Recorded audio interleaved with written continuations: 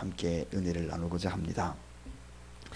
오늘 본문에 하나님의 나라가 이런 자의 것이니라 그렇게 소개를 하고 있습니다. 물론 천국은 당연히 우리 주님이 주인이시지만은 또 저와 여러분들 구속받은 우리도 역시 주인이 되어야 되지만, 그런데 가장 확실한 천국의 주인이 될 수 있는 요건이 무엇인가를 오늘 이 본문의 내용을 통하여 우리 주님이 설명하고 있는 것을 보게 됩니다. 한마디로 천국의 주인은 바로 어린아이와 같은 그런 심성을 가진 자들이다, 그렇게 소개를 하고 있습니다.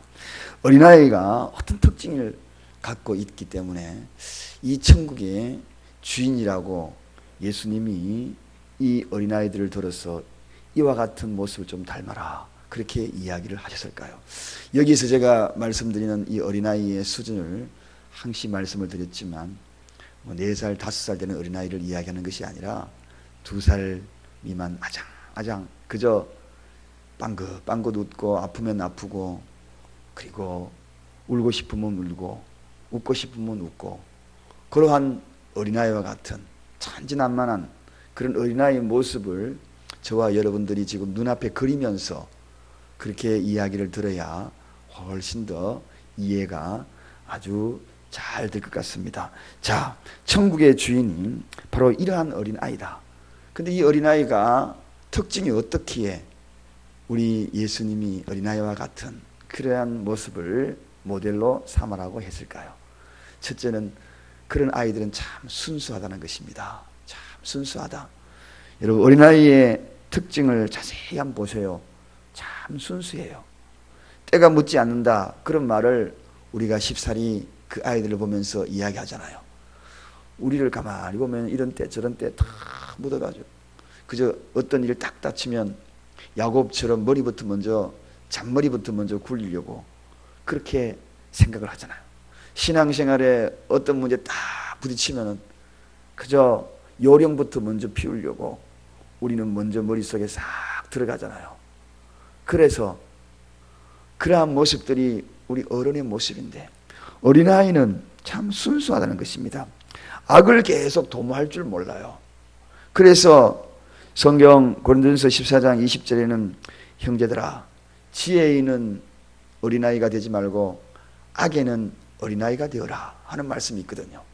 지혜는 어린아이가 되지 말고 악에는 어린아이가 되어라. 이 악을 도모할 줄 모른다 그죠. 이 악을 계획할 줄 모른다는 거죠. 근데 사람은 이 악을 계획할 줄 압니다. 순간적으로 내가 위기를 모면하기 위해서 머릿속에서 팽팽하면서 돌아가거든. 그게 바로 이 악을 계획하는데 어린아이는 그런 거를 계획하지 않는다는 겁니다. 이게 참 순수하죠. 또 어린아이에게는 가식이 없어요. 꾸밈이 없어요. 그저 얼굴에 뭐가 발렸으면 발렸는 대로 그 꾸미지 않으려고 그래요. 그렇잖아. 이 어린아이의 모습입니다. 약점이 있으면 있는 대로 없으면 없는 대로, 이게 어린아이는 그냥 있는 대로 말 그대로 한마디로 순수의 결정체가 바로 가만히 보세요. 2살 미만의 아이들이 행동하는 그 모습을 보면 그런 모습이 드러나게 됩니다.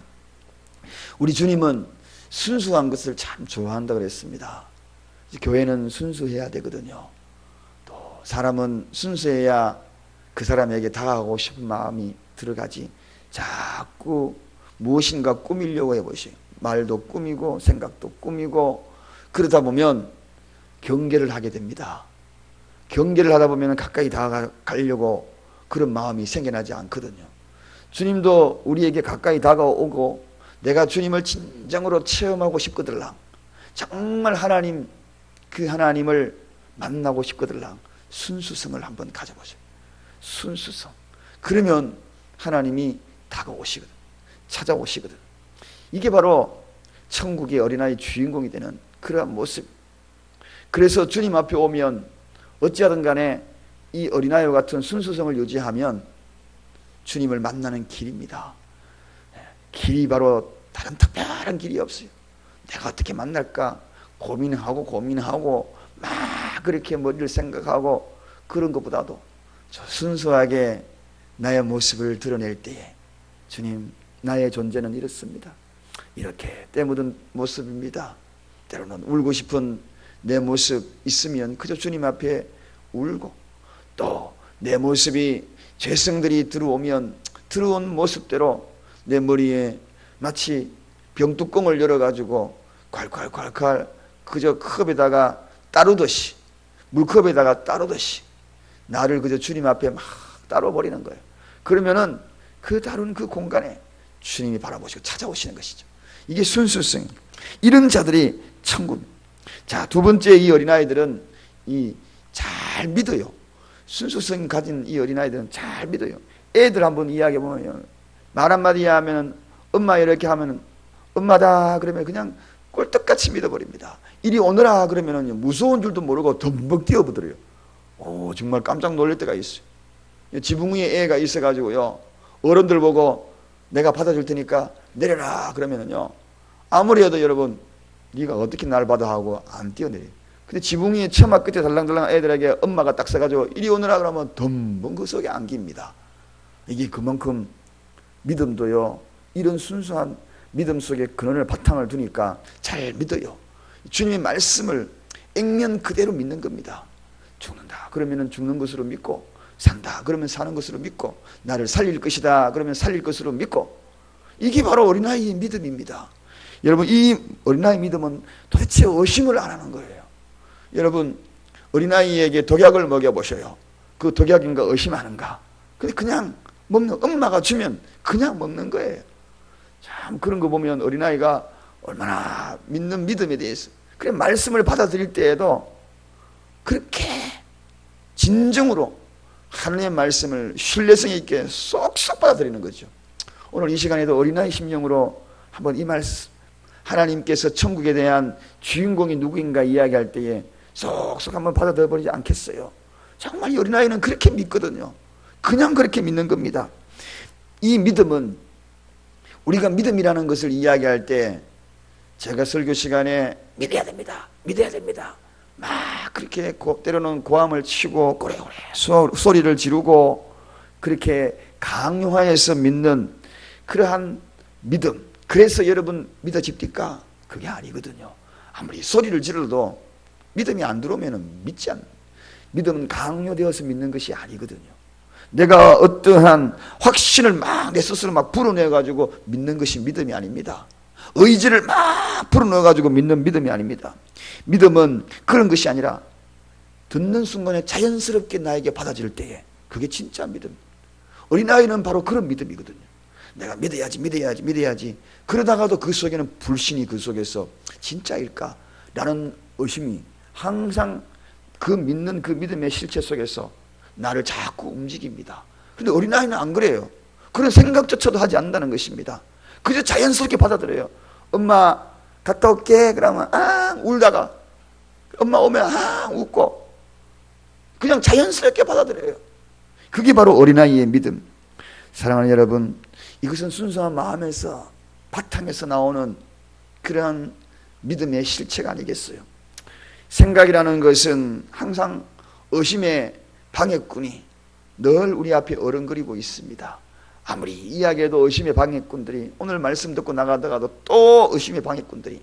그러나 우리가 어린아이와 같이 되기 위하여서 오늘 이 말씀이 무슨 뜻인가, 그리고 그 말씀이 임할 때에 내가 말씀을 받아들이는 자세가 어떻게 해야 되는가, 천국이라는 그러한 것을 떠올릴 때마다 여러분의 눈앞에 2살짜리 어린아이가 막 걸어다니고, 그리고 걸어다니는 그 모습을 가만히 지켜보면 그 모습이 내 모습이 되기를 원합니다. 그럴 때 말씀을 받아들일 때 오늘 이 시간에도 여러분의 얼굴 속에, 머릿속에 작은 어린아이가 방긋방긋 웃는 그 어린아이를 기억하십시오. 그리고 그 어린아이가 나라고 자세히 보니까 나야. 바로 내 어릴 때의 모습이, 그 모습을 유지하면 됩니다. 그 모습이 오늘 주님이 이야기하는 이야기입니다. 또 어린아이의 특징은 교만하지 않아요. 교만하지 않아요. 교만은 우리 하나님이 제일 싫어하는 것이고, 그리고 그 교만한 자를 대적한다고 그랬거든요. 어린아이가 자기 교만한 거 봤습니까? 절대로 그렇지 않거든요. 어린아이는 교만과는 거리가 먼 자들입니다. 앞에서 설명했듯이 그러한 특징을 갖고 있는 어린아이가 꾸며서 자기를 드러내려고 막 교만한 그런 행동을 하는가? 아무리 지켜봐도 그런 모습이 없어요. 이게 바로 2살 미만의 아장아장 걷는 아이들의 모습이 아니겠습니까? 이러한 모습, 이러한 모습들을 지속적으로 유지하기 위해서 우리 그럼 부모들은 어떻게 해야 되는가? 부모들은 어떻게 해야 돼요? 2살짜리 미만 그때부터, 어릴 때부터 계속 지속적으로 그 믿음을 유지시키기 위하여서 부모의 역할이 참 중요합니다. 그래서 우리가 유아세례를 베푸는 그 모습이 뭡니까? 작정하는 이유가 왜 그런가요? 어릴 때부터 지속적으로 그 믿음, 어린아이 같은 믿음을 부모들이 잘 유지시켜주자. 그 유지시켜주기 위하여서 부모의 의무가 큰 겁니다. 먼저 그러기 위해서는 부모는 항상 주님께로 인도해야 합니다. 오늘 본문에 보면 사람들이 어린아이를 주님께로 인도했다. 그렇게 합니다. 인도했다. 그런데 어른들이 더 게을러 버렸어. 인도하기는커녕 오히려 더 게을러 신앙의 열정이 사라져버려요. 그러니 애들이 사라져요. 오늘 이 시대에 과거에 우리 어머니들이 믿었던 그 믿음, 그 모습으로 유지했다면 청소년들이, 아이들이 세상으로 저렇게 나갔을까요? 제일 걱정하는 것이 뭔지 아십니까? 제일 걱정되는 것이 그것입니다. 중고등학교 끝나면은 대학 가면은 서서히 아이들이 어디 갔는지 없어져 버려요. 신앙생활 없어져 버려요. 초등학교 잘 다니다가 없어져 버려요. 왜 그런지 아십니까? 바톤 터치가 안 돼요. 믿음의 바톤 터치가 안 돼요. 주님께로 인도하는 것이 아니라 어떻게 한다고요? 그때 예화를 들어봤잖아요. 시험 기간 때가 되면은 주일날 교회 가려고 하면 교회 가냐? 내일 시험인데. 오히려 믿는 사람이 더 멀어. 오늘 학원부터 먼저 갔다 와야지. 자, 이런 모습들이 다 되니까 인도하기는커녕 오히려 세상으로 인도하는 실체가 누가 되었는가? 부모가 되었어요. 너 그래가 밥 먹고 살겠냐? 교회 간다고 뭐 먹여주는 게 있어? 사랑하는 여러분, 그 믿음이 어떻게 됐냐? 우리 어릴 때 가만히 생각해 보면은 교회 신앙생활 주일날 교회 안 가면 죽는 줄 알았거든요. 죽는 줄 알았어요. 진짜 교회 안 가면 무서웠어요. 우리 아버지에게 혼나서 무서운 게 아니라 계속 그렇게 몸에 배어 있어가지고 예배 그러면 어떤 예배라도 그거 안 가면은 큰일 나는 줄 알았어요. 그게 몸속에 팍 자리 잡고 있어요. 그래가지고 막 주일날 예배인다 그러면 그냥 몸이 움직이는 거예요. 여러분, 믿음은요 몸이 움직일 때 진짜가 되는 거예요. 제가 우리 집에 컴퓨터 비밀번호를 까먹어가지고 제가 없는 사무실에 있는 동안에 집에 이제 컴퓨터를 고치러 오신 분이 계셔가지고 인터넷을 새로 연결을 막 하는데 아무리 생각해도 그 인터넷 비밀, 그 컴퓨터 비밀번호 생각 안 나고 연결을 못 시키는 거예요. 아무리 제가 이겁니까? 그러니까 이거 아닌데요. 저겁니까? 아닌데요. 전화상으로. 그런데요. 그러면 이거 고칠 수 없는데요. 그러는 거예요. 그냥 연결만 하고 갑니다. 자기 확인은 못 합니다. 그러더라고요. 집에 가가지고 제가 컴퓨터 자리 딱 앉는 순간 저도 모르게 손가락이 탁탁탁 움직이는 거예요. 몸이 움직이더라고요. 몸이. 여러분, 이게 몸이 움직이는 믿음이 될 때에 착 달라붙을 때에 아이들이 주님께로 인도되는 것이 몸이 움직일 때에 그 아이들 떠나겠습니까? 안 떠납니다. 절대로 안 떠나갑니다. 그 몸이 움직일 수 있도록 우리 어른들이 그걸 심어줘야 되는 거예요. 어떤 집에는 몸이 움직이니까 애들이 먼저 주일날 먼저 서둘러. 엄마 교회 가야지. 그러면은 막 교회 빨리 가야지. 그러면 본인이 먼저 서두르는 게 있어요. 사랑하는 여러분, 참 소중한 이야기입니다. 선한 영향을 받아야 선한 열매를 맺는 거지요. 좋은 나무에 좋은 열매를 맺는 겁니다. 나쁜 나무에 좋은 열매를 기대하기를 원하시는 분이 있다면 참 어리석은 거죠. 그래서 우리는 좋은 나무가 돼야 돼. 그래서 선한 열매, 좋은 열매를 기대해야 하는 것입니다. 약이 들어가기 전에 지속적으로 계속 몸이 움직이도록 해보세요. 그 아이들 주님 곁을 떠나는가 안 떠나는가 장담합니다. 장담해요. 자녀들은 주님께로 인도하는 것은 부모에게 먼저 이런 신실한 신앙이 참 소중하다는 것입니다. 신앙의 유산만큼 위대한 유산이 뭐가 있겠어요? 영원한 생명을 자녀에게 물려주는 것만큼 소중한 것이 어디에 있겠어요? 천금을 유산으로 물려준다 할지라도 주님 나라 못 물려주면 그만큼 가슴 아픈 일이 어디에 있겠어요? 정말 자녀를 위한 것은 유산은 주님 나라를 물려주는 것이지. 이걸 알지 못한. 그래서 오늘 주님이 뭐라고 이야기합니까? 아이들 오는 것을 금하지 말라. 하면서 오늘 본문에 보니까 제자들이 막는 것을 분이 여겼다. 그렇게 이 분이 여겼다 이 단어는요, 놀랍게도 딱 성경 전체에 여기에 이만큼 강력하게 단어 딱 한 번 사용했습니다. 예수님이 이 분이 여겼다. 성경 어디에도 이 단어를, 엄청난 이 단어를 사용한 것이 없습니다. 얼마나 분이 여겼으면 예수님이 천국 가는 길목을 막는 그러한 어른들의 모습들을 바라보면서 예수님이 분이 여겼다는 것입니다. 여러분, 우리 어른들 잘 생각해야 합니다.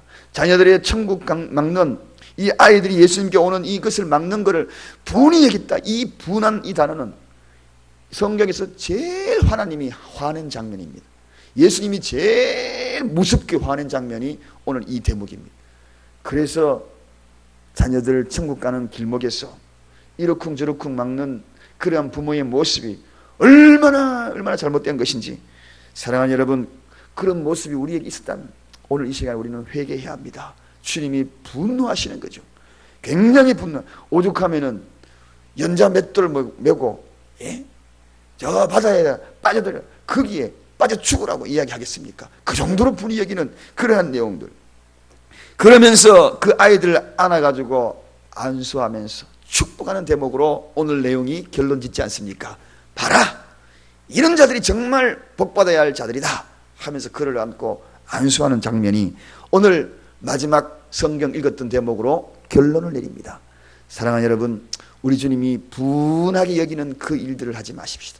우리 주님이 정말 좋은 나무구나, 이 부모는 너무너무 좋은 나무구나 하면서 좋은 나무의 뿌리를 잘 양분받아서 거기에 좋은 열매 맺어서 천국의 진정한 주인공이 어릴 때부터 잘 양육되고 인도되어서 축복받는 주님 품 안에 탁 안겨가지고 주님이 안수하면서 그 집안 대대로 이 자녀의 바톤 터치가 되는 안수하는 그런 멋진 우리 부모들, 자녀들 될 수 있도록 기도하는 저와 여러분의 시길 주님의 이름으로 간절히 축원드립니다. 기도하겠습니다. 하나님 감사합니다. 감사합니다. 천국은 이런 자의